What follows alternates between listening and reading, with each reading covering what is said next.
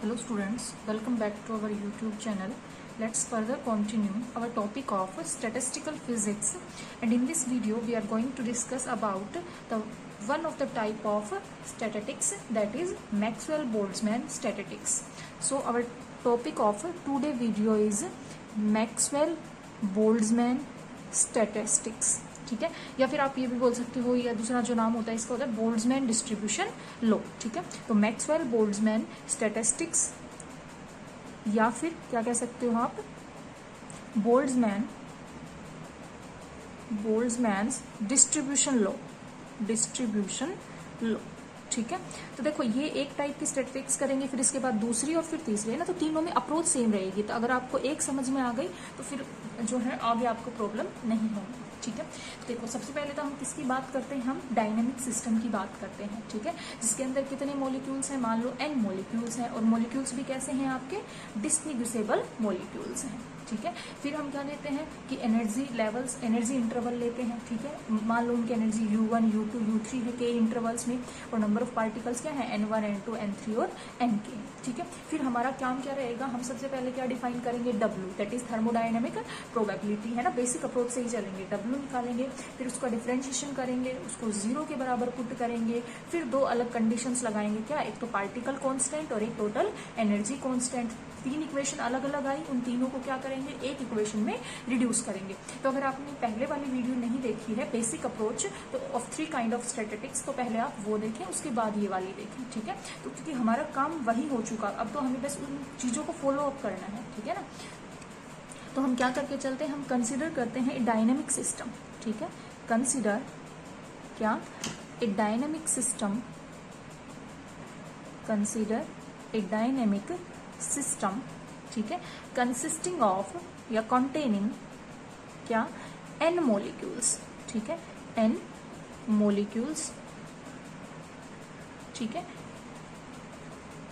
अब क्या कर लेते हैं, इंटरवल में डिवाइड कर लेते हैं. ठीक है, let us divide the energy, let us divide क्या, the energy into k intervals, energy into k intervals. ठीक है, ऑफ मैग्नीट्यूड, जिनका मैग्नीट्यूड कितना होगा, मतलब एनर्जी का मैग्नीट्यूड U1, U2, U3 और अप टू सोन कहाँ तक होगा, UK तक होगा. And the number of particles, and let N1, N2, N3 और Nk क्या है, be the number of particles. ठीक है, वो आपके क्या है, नंबर ऑफ पार्टिकल्स हैं, किसमें, इन इंटरवल, इन इंटरवल्स क्या, 1, 2 और अप टू सॉन k तक. ठीक है, अब हमें क्या फाइंड आउट करनी है, थर्मोडायनेमिक प्रोबेबिलिटी. ये चीज आपको याद रखनी है तीनों में, हर एक में, मैक्सवेल में भी, बोज आइंस्टाइन में भी, फर्मी डिरैक में भी. ठीक है, तो लिखेंगे एज थर्मोडायनेमिक प्रोबेबिलिटी, हर एक के केस में ये अलग अलग होगी. ठीक है, thermodynamic probability is defined by W. यहाँ पे इसके केस में मैक्सवेल बोल्ट्जमैन स्टैटिस्टिक्स में जो W होता है, इतने इंटरवल कितने किए हैं, N1, N2 से लेके Nk तक, वो किसके बराबर होता है आपका, n factorial divided by summation i, कहाँ से, 1 से लेके n तक, और आपका Ni. ठीक है, ये चीज मेन है, ये आपको याद रखनी है. ठीक है, ये आपकी इंपॉर्टेंट है. थर्मोडायनेमिक प्रोबेबिलिटी किसके बराबर है, n factorial divided by summation i 1 से k तक, जितने इंटरवल की, और Ni. ठीक है, अब क्या काम हो गया, अब हम क्या करते हैं, इसके बाद लॉग लेते हैं. क्या लेंगे, टेकिंग लॉग, है ना, natural log on both sides. तो लॉग देखो ये क्या हो जाएगा, natural log W is equal to, ये क्या हो जाएगा, n factorial, log m by n क्या होता है, लॉग m माइनस n, तो ये क्या हो जाएगा, माइनस नेचुरल लॉग, है ना.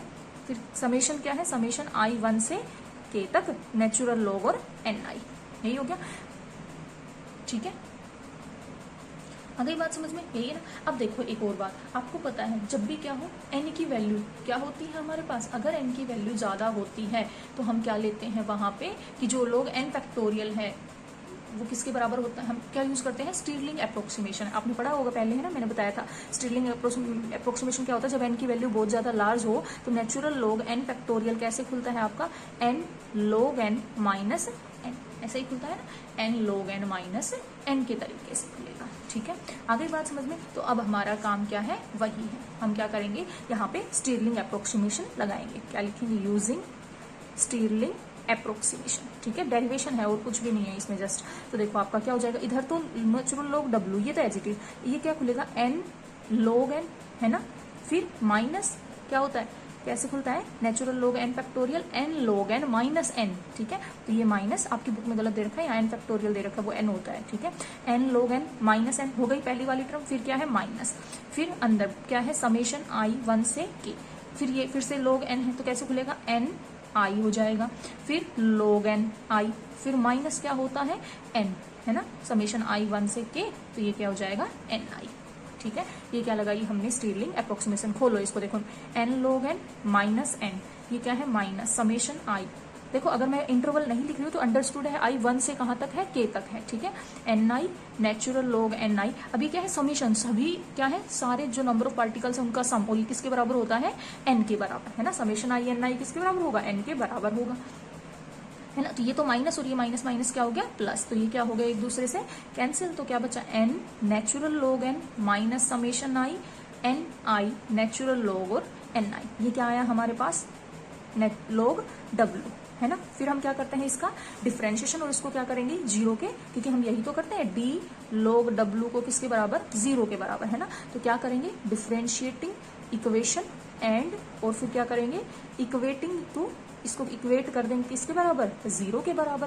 तो देखो इक्वेट, ये क्या करेंगे d किसका log W। ठीक है, अब इसका करो, देखो ये क्या है कांस्टेंट, तो कांस्टेंट का तो जीरो, वेरिएबल क्या है i, जहां i लग रहा है वो क्या है वेरिएबल, तो इसका करो, ये क्या होगा समेशन तो बाहर ले लेते हैं i, है ना, पहले n का करें, n i का क्या हो जाएगा dni, और एक बार ये एज इट इज, फिर plus N I as it is, इसका करेंगे तो 1 अपॉन एन आई, है ना, नेचुरल लॉग का 1 अपॉन होता है, और इंटू डी एन आई, यही होगा, ये कैंसिल, तो ये देखो क्या बन गया हमारे पास minus summation I D N I natural log N I, फिर क्या है माइनस अंदर जाएगा तो माइनस समेशन आई और डी एन आई, यही आया, क्या है D log W natural log W, इसको किसके बराबर करना है, जीरो के बराबर, तो कर दो जीरो, तो ये क्या आ गई हमारे पास equation summation I D N I natural log N I plus, है ना, देखो माइनस थ्रू आउट निकाल देते हैं ना, summation I D N I equal to zero, है ना, हो गई इक्वेशन नंबर आई। यहाँ से अब क्या लगाते हैं, अब जो फंडामेंटल पोस्टुलेट थे स्टैटिस्टिकल फिजिक्स के, क्या total number of particle system के अंदर क्या रहने चाहिए कांस्टेंट, और टोटल एनर्जी भी सिस्टम की क्या रहनी चाहिए कांस्टेंट। अब वही चीज निकालनी, देखो हमारा पहला काम था W निकालें, उसको डिफरेंशिएट, उसका लॉग ले, उसको डिफरेंशिएट करें और जीरो के बराबर पुट करें, तो एक इक्वेशन पहली इक्वेशन हमारी आ चुकी है, जो रिजल्ट हमारी यूज होगा। ठीक है, अब दूसरा क्या हम अप्लाई करते हैं, as the total number of, क्या the total number of particles या मोलिक्यूल्स बोल सकते हो, है ना, टोटल नंबर ऑफ पार्टिकल्स क्या रहते हैं remains constant, total number of particles क्या रहते हैं कांस्टेंट, दैट मींस n किसके बराबर है n1 plus n2 plus n3 और किसके बराबर प्लस nk, मतलब इसको ऐसे लिख सकते हो समेशन i1 से k, और ये क्या है आपका ni, ये क्या है कांस्टेंट है ना। अच्छा, अगर इसका डिफरेंशिएशन के फॉर्म में लिखें तो कैसे लिखेंगे, समेशन i 1 से k तक था, इसको ऐसे लिख सकते हैं डी एन आई, है ना, और कांस्टेंट का डिफरेंशिएशन क्या हो जाएगा जीरो, तो इक्वेशन नंबर थर्ड। ठीक है, आई बात समझ में। अच्छा, ये अगर जीरो है तो देखो इक्वेशन सेकंड क्या बन जाएगी, अगर ये जीरो हो जाए तो इक्वेशन सेकंड क्या बन जाएगी, इक्वेशन सेकंड बिकम्स, अब हमारी इक्वेशन सेकंड सिर्फ क्या बचेगी, summation I natural log N आई और डी एन आई किसके बराबर, जीरो के बराबर हो गई। अब क्या लगाए, नेक्स्ट थर्ड पोस्टुलेट क्या था हमारा, the total energy of the system also remains constant, remain total energy भी क्या रहती है कांस्टेंट रहती है, तो U किसके बराबर था बताया था N1 U1 plus N2 U2 plus up to so on क्या होगा NK और UK, अगर समेशन के फॉर्म में लिखे तो U क्या होगा summation I NI UI, I कहाँ से 1 से लेके K तक, और ये क्या है हमारा कांस्टेंट है, ऐसा ही था ना, ये क्या है कांस्टेंट है, क्योंकि बेसिक अप्रोच में हमने पढ़ा है। अब अगर डिफरेंशिएशन ले तो DU किसके बराबर होगा समेशन I, है ना, NI तो कांस्टेंट है, UI टोटल एनर्जी तो क्या है कांस्टेंट, अब डिफरेंशिएशन किसका होगा DNI, ये किसके बराबर हो जाएगा कांस्टेंट का डिफरेंशिएशन जीरो, है ना, तो एक इक्वेशन हमारे पास ये आ गई क्या DU, that is summation I UI D N I equal to 0, क्योंकि देखो इसका डिफरेंशिएशन तो क्या हो जाएगा 0, क्योंकि टोटल एनर्जी कांस्टेंट है, यू आई क्या है एनर्जी है, तो ये क्या हो जाएगी 0, इसलिए क्या हो जाएगा वेरिएबल सिर्फ ये है। ठीक है, तो हमारे पास एक इक्वेशन ये आ गई। अब इसके बाद क्या कहा था, कौन सी वाली, एक को अल्फा से मल्टीप्लाई, माइनस अल्फा या माइनस बीटा, वो प्लस माइनस से कोई डिफरेंस नहीं पड़ेगा, माइनस कॉमन आउट हो जाता है। इस इक्वेशन को अल्फा से मल्टीप्लाई, इसको बीटा से, और फिर तीनों को क्या कर देंगे ऐड, है ना। तो क्या करेंगे मल्टीप्लाई करेंगे किसको, इक्वेशन 3 बाई अल्फा एंड 5 किससे बाई बीटा, एंड ऐड, फिर क्या कर देंगे ऐड कर देंगे कौन कौन सी को, इक्वेशन ऐड इन इक्वेशन 4 में फिर क्या कर देंगे उसको ऐड कर देंगे। तो देखो करो क्या है, समेशन आई है ना, इसको अल्फा से मल्टीप्लाई करवाना है तो अल्फा डी एन आई हो गया, फिर प्लस इसको बीटा से, तो summation I U I beta है ना, plus beta U I D N I, फिर इसमें ऐड करना है plus summation I natural log N I D N I equal to 0। बन गई ना तीनों इक्वेशन एक में। इसको ऐसे लिख सकते हो, डी एन आई तो तीनों में कॉमन है, alpha plus beta U I plus natural log N I है ना, और इनटू क्या है डी एन आई, समेशन सारे के बाहर इज इक्वल टू 0। अब डी एन देखो या तो ये 0 या ये 0, अब है ना ये तो 0 है, तो ऐसे लिख सकते हो ना, ये भी 0 होगा। इसका मतलब कैसे लिख लें, natural log N I plus alpha plus beta U I किसके बराबर हो गया हमारा 0। यहाँ से नेचुरल लॉग एन आई निकालना एक बार, क्या हो जाएगा minus alpha minus beta U I. अगर सिर्फ एन आई निकालना है तो क्या ले ले एक्सपोनेंशियल है ना, N I is equal to E raise to the power minus alpha minus beta U I हो गया। तो हमारे पास क्या आया, इसको E raise to the power minus alpha को क्या नाम देते हैं, एक नया कांस्टेंट का नाम देते हैं ए क्या है कांस्टेंट। तो एन आई की वैल्यू क्या आ गई हमारे पास A E raise to the power minus beta U I, और यही क्या है आपका बोल्ट्जमैन डिस्ट्रीब्यूशन लॉ। ठीक है, ये क्या कहलाता है बोल्ट्जमैन डिस्ट्रीब्यूशन, क्योंकि एन आई क्या है नंबर ऑफ पार्टिकल्स, उसका डिस्ट्रीब्यूशन बता दिया एनर्जी इंटरवल्स में। ठीक है, तो ये क्या है आपका मैक्सवेल बोल्ट्जमैन डिस्ट्रीब्यूशन लॉ। आगे बात समझ में। अब हमारे पास दो चीज है, एक तो ए है, ए क्या है आपका कांस्टेंट, किसके बराबर है E raise to the power minus alpha के बराबर, और एक आया यहाँ पे बीटा। तो अब हमारा काम रह गया ए निकालना और बीटा निकालना। क्या काम रह गया हमारा, determination of A and beta. बस अब थोड़ा सा और है, तो हमें क्या करना है डिटरमाइन करना है ए और क्या बीटा को। ठीक है, अब देखो हमारे पास क्या आया n इज इक्वल टू है ना summation of I N I, ये किसके बराबर आया A summation of I E raise to the power minus beta U I, यही आया ना, है ना। अच्छा, इसका मतलब n की जो वैल्यू है ना, n की वैल्यू को हम क्या लिख सकते हैं a इंटू समथिंग मान लो z, जहां पे हमने क्या मान लिया z क्या है E raise to the power minus summation I beta U I, इसको क्या नाम दे दिया हमने z का नाम दे दिया। तो अगर a निकालेंगे तो a की वैल्यू क्या होगी यहाँ से n अपॉन z होगी, है ना। तो ये इक्वेशन क्या बन जाएगी, मतलब ये a निकाल दिया हमने, बस हमें ये निकालना। तो n आई किसके बराबर हो गया भाई, a की वैल्यू देख लो, N I is equal to है ना ए क्या हो जाएगा n by Z E raise to the power minus beta और यू आई। ठीक है, आगे बात समझ में। ये जो है E raise to the power minus beta U I, इसको क्या बोलते हैं बोल्ट्जमैन फैक्टर। ये क्या है बोल्ट्जमैन फैक्टर। ठीक है, आगे बात समझ में। तो ए तो हमने निकाल लिया, अब दूसरा काम क्या है, हम क्या निकाल लें बीटा और निकाल लें, बस उसके बाद ये टॉपिक आपका कंप्लीट है। ठीक है, देखो मैक्सवेल बोल्ट्जमैन स्टैटिस्टिक्स में हमने वही किया जो हमने बेसिक अप्रोच में किया, डब्ल्यू निकाला, लॉग लिया, डिफरेंशिएशन किया, 0 के बराबर पुट किया, दो कंडीशंस लगाई, एक को अल्फा से मल्टीप्लाई करवाया, एक को बीटा से, और तीनों इक्वेशंस को क्या कर दिया ऐड कर दिया, एक सिंगल इक्वेशन में रिजल्ट आ गया हमारे पास। ठीक है, हर किसी में हमें एन आई ही निकालना है, तो मैक्सवेल बोल्ट्जमैन में हम निकाल चुके। कई बार वो क्या देता है ए और बीटा की वैल्यू निकालो, तो ए निकाल दिया। अब बात आती है बीटा कैसे निकालें, है ना। डिटर्मिनेशन ऑफ ए तो हो गया, अब क्या निकालते हैं डिटर्मिनेशन ऑफ बीटा। तो उसके लिए हम क्या यूज करेंगे, थर्मोडायनेमिक्स यूज करेंगे। ठीक है, थर्मोडायनेमिक्स अगर हम क्या करें किसी सिस्टम को डीक्यू अमाउंट ऑफ एनर्जी या हीट सप्लाई करें, ठीक है, तो आपको पता है change in energy D you, internal जो एनर्जी होती है सिस्टम की, डी यू किसके बराबर होती है D Q, that is T dot D S, यही होती है।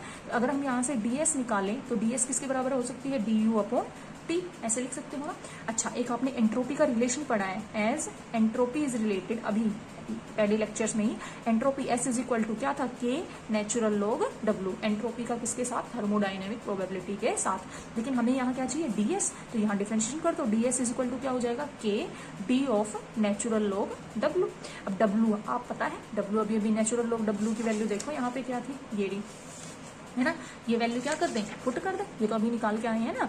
तो D S is equal to K D log W की वैल्यू रखनी है ना, तो डी तो as it is, log W की क्या है N log N minus summation of I, है ना, N I natural log N I, यही है। अब फिर से क्या करना है, डिफरेंशिएशन। तो देखो ठीक है, ये तो के, ये कांस्टेंट था तो 0 है ना, क्योंकि वेरिएबल ये है, तो माइनस। अब देखो इसका क्या होगा, डी एन आई, समेशन रखेंगे, समेशन और natural log N I as it is, फिर माइनस, फिर क्या है summation N I as it is 1/n I और इसका डी एन आई, यही होगा। ये तो डिफरेंशिएशन है जो आपने बहुत बार किए हुए हैं। तो हमारे पास क्या आ गया, माइनस के, माइनस दोनों से बाहर ले ले, summation of I D N I, है ना, नेचुरल लॉग एन आई, और ये क्या हो गया, minus summation of I D N I बन गया। मैं इंटरवल नहीं लिख रही हूँ, इंटरवल हमेशा क्या रहेगा, 1 से लेके के तक रहेगा, ठीक है। तो अब हमारे पास जो ds है क्या बच गया, क्या बन गया ये। अब देखो ये क्या है, नंबर ऑफ पार्टिकल्स, जो कि क्या थे, कांस्टेंट, इसकी वैल्यू क्या थी हमारे पास 0। तो हमारे पास ds क्या आ गया, माइनस के summation I natural log N आई और डी एन आई, यही हुआ ना, है ना भाई, यही बन गया, क्योंकि ये वैल्यू तो क्या थी हमारे पास 0 थी, ठीक है। अब ये क्या करें, अब इस वैल्यू को कहाँ पुट कर दे, देखो यहाँ पे एन आई हमें अभी अभी निकाला है, मैक्सवेल बोल्ट्जमैन का रिजल्ट हमारे पास एन आई क्या आया, A E raise to the power minus, क्योंकि हमें बीटा निकालना है तो रख दो। देखो ds is equal to minus K, है ना, summation I natural log N I की वैल्यू क्या आई हमारे पास, A E raise to the power minus beta U I into D N I, हो गया। इसको खोल दो बस, देखो के, ये माइनस का साइन है, समेशन ऑफ आई। अब देखो नेचुरल, इसको m इंटू एन से, तो नेचुरल लॉग ए, फिर क्या होगा plus natural log E raise to the power minus beta U I, और इस कंप्लीट के बाहर क्या है आपका डी एन आई, यही है ना। अब देखो ये क्या बन गया, माइनस के बन गया, समेशन है, इसके साथ तो लगेगा नहीं, तो ऐसे लिख सकते हो कि natural log A summation of I D N I, इसको अंदर ले आए, इसको अंदर ले जाओ, माइनस क्या होगा के, है ना, नेचुरल लॉग से एक्सपोनेंशियल क्या हो गया, कैंसिल आउट, तो क्या आया, सिर्फ माइनस माइनस क्या हो जाएगा प्लस, ये माइनस का बीटा है तो minus minus plus beta U I और आपका डी एन आई, यही आया ना, और साथ में समेशन तो है ही रहेगा, ठीक है। समेशन ऑफ आई बन गई है, डी एस की वैल्यू हमें निकालना है यहाँ से बीटा, बस हो गया हमारा काम। अब फिर से क्या लगाएंगे, summation of N I D N I, summation of I D N I, तो क्या हो जाएगा 0, ये नहीं होगा क्योंकि इसके साथ u भी है, u 0 नहीं है, you I D N I, है ना, ये अलग है, इसको भी देखेंगे, लेकिन पहले क्या करें कि ये क्या हो जाएगा आपका 0, है ना, ये किसके बराबर हो जाएगा 0 के बराबर, तो देखो, और ये किसके बराबर है, डी यू के बराबर, है ना, तो रखो, देखो डी एस क्या हो गया हमारा, माइनस के नेचुरल लॉग ए, है ना, summation of I D N I, ऐसा ही है, क्या थी एक बार फिर से लिख लेते हैं हम इक्वेशन, फिर क्या है प्लस के बीटा यू आई और डी एन आई, ऐसा है। ये वैल्यू क्या हो जाएगी 0, ये वैल्यू किसके बराबर है, डी यू आई के।